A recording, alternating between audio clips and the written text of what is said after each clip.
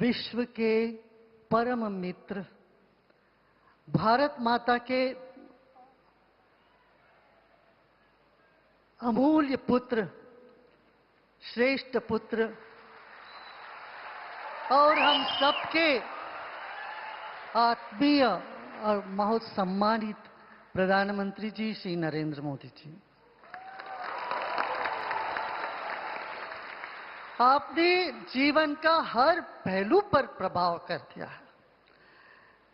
देश और विदेश में आपका जो पहलू है, देश को शांतिपूर्ण, हर देश को शांति की ओर ले जाना है, वसुधैव कुटुंबकम का एक उद्गार आप उठाते रहे हैं। भारत माता, आज भारत के सभी लोग इतने गर्व से चल रहे हैं कि आपने भारत को एक दूसरी स्तर पर ले गए।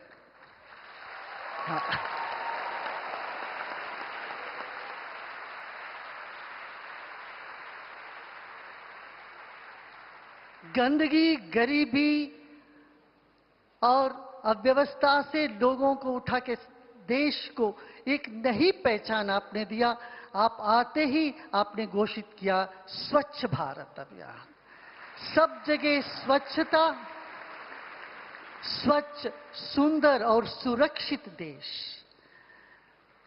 आप जरा मुड़ के देखिए कितना असुरक्षित महसूस कर रहे थे, आज देश में वो बात नहीं रही। पूरी तरह से ये जो जिसको रेड टेरर कह के कहते हैं वो पूरी तरह से समाप्त हो गया। ऐसे कई जगह हिंसा से मुक्त कर दिया देश को और देश में एक नई ऊर्जा आपने जगाया।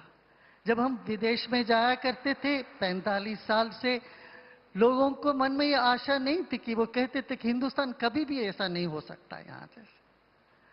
उन सब की धारणा को आपने गलत सिद्ध किया। कम समय में 10 साल में आप देखो, भारत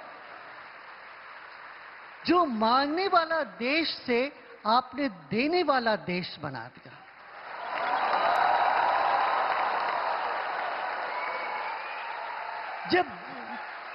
जब दुनिया आर्थिक परिस्थिति से त्राही मच रही थी, आपने भारत को ऐसा संभाला कि भारत को 14 नंबर से आपने अभी तीसरे नंबर पर लेके खड़ा कर दिया।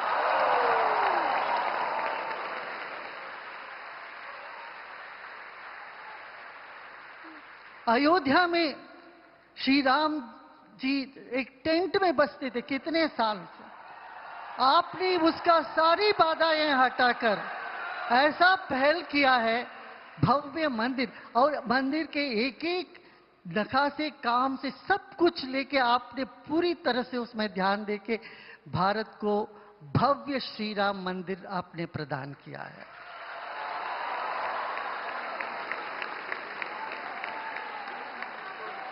आपको एक बात बताऊं, श्री राम की शिल्प और शिला दोनों कर्नाटक से गया है।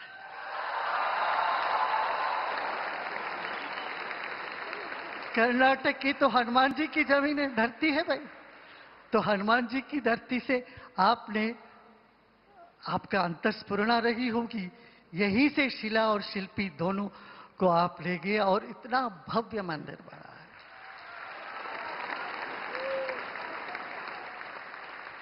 और फिर आए काशी। यहाँ कर्नाटक में एक रिवाज है, जब भी शादी होती है इससे सबसे पहले काशी यात्रा करके चलते हैं। यहाँ के वधू वर जो है एक छाता और छड़ी लेके काशी यात्रा पे चलते हैं और वधू के माता पिता जाके उनको रोकते हैं, भाई काशी मत जाओ, इधर आ जाओ, मेरी पुत्री को आपको देते, उनसे बयां कर लो। ऐसे काशी जाने से रोकते हैं यहाँ पर और संसार बचते। मगर अब बात अलग हुई, काशी की जो भव्यता आपने दिया है देश को, अब मैं कहूंगा आप शादी के बाद भी काशी यात्रा जरूर करिए और दोनों परिवार मिलके जाइए, सास ससुर जी माता पिता सबको लेके काशी यात्रा करिए। हर घर में काशी यात्रा का बहुत नाम है। ये इसी से शुरू होता है विवाह का संस्कार। तो कर्नाटक से बहुत बातें जुड़ी हुई है, काशी से और गुजरात से भी। इस आश्रम का पहला द्वार जो है, पता है कहां से आया? सोमपुर के आर्टिस्ट से, गुजरात से यहां आया। भाई, नया साल पहले गुजरात में आ जाता है, फिर भारतवर्ष में आता है। तो इसलिए आप पहले गुजरात को आपने चमकाया, फिर पूरे देश को अभी चमका रहे हैं।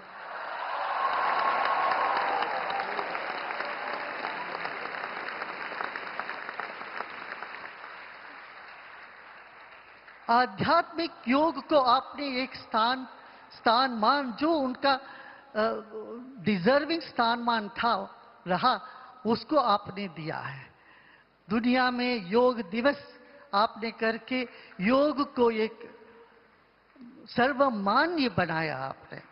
करोड़ों लोग योग, और खुद ही आप योगी भी, इसलिए आपसे बेहतर कौन हो सकता है ध्यान मंदिर का इनॉग्रेट करना।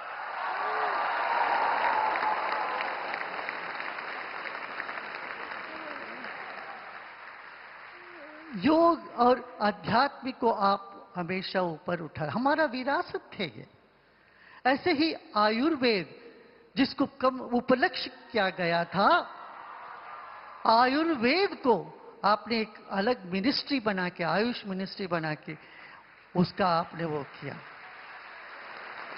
कभी यहां जो हमारे जैसे जरा वृद्ध लोग बैठे, आपके मन में ये होगा, ये भारत में ये सब का कब उत्थान होगा? इन सब को आपकी जो मन की इच्छा थी, दिल की जो चाह थी, आपने उस सब को पूरा किया। आपको शांत होने, यानी प्रशांत होने के लिए आप ये जितनी भी देश में बातें हैं, तरीके हैं, वो सब आपने अपनाया।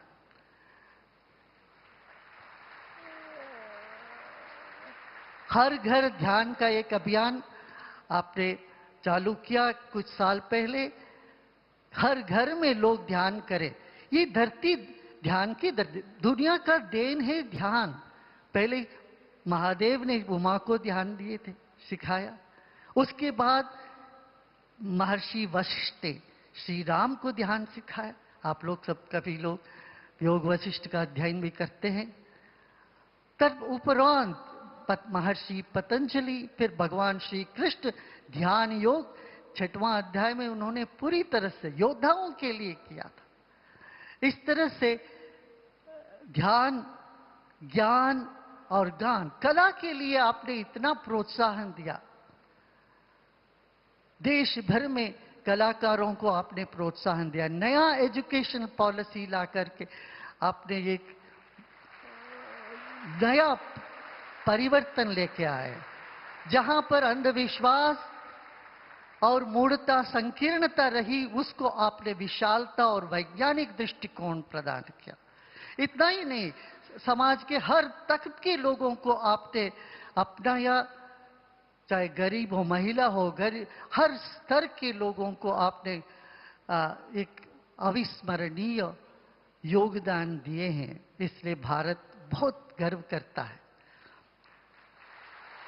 मैं बोलता जाऊं तो अभी 1 घंटे तक बोल सकता, कई घंटों तक बोलना पड़ेगा। इतनी सारी उपलब्धियां में कहा, इंफ्रास्ट्रक्चर लीजिए और हमारा इलेक्ट्रॉनिक्स देखिए, इतना इंडस्ट्रीज को देखिए, यूथ देखिए, बच्चों का जो परीक्षा में माता पिता को इतनी चिंता नहीं हो, उतनी चिंता आप करके परीक्षा पे चर्चा करके बच्चों के दिल में हौसला बढ़ाए। मगर अभी हम समय के अभाव से मैं इतना ही कहूँगा, आपको हम धन्यवाद नहीं देते हैं। इसलिए नहीं देते, धन्यवाद देने में पराया हो जाते हैं आप। अपनों को कोई धन्यवाद नहीं देते हैं, हमें अधिकार जमाते। हमारे आप अपने हैं। हमारा आर्ट ऑफ लिविंग का मूल मंत्र है, आई बिलोंग टू यू। हम तेरे हैं, मैं तेरा हूं। यही तो हमारा उद्गार ही यही है। इसलिए आप अपने ही स्थान पर आए हैं, आपका 9 आग्रह हम स्वीकार करेंगे, हम सब स्वीकार करेंगे आपका 9 आग्रह, मगर हमारा एक आग्रह आपको स्वीकार करना पड़ेगा। वो एक आग्रह ये होगी, आप देश को ऐसे ही नेतृत्व से देश को और आगे बढ़ाते जाइए और आप दीर्घायु रहिए। ये आपसे हमारा आग्रह है। आपका जो नेतृत्व ये हमको मिलता रहे, अगले बार आने वाली पीढ़ियों को भी मिलता रहे। अब मैं 2-4 शब्द अपने आर्ट ऑफ लिविंग के जितने वॉलंटियर है, प्रशिक्षक के, उनके बारे में बोलूंगा।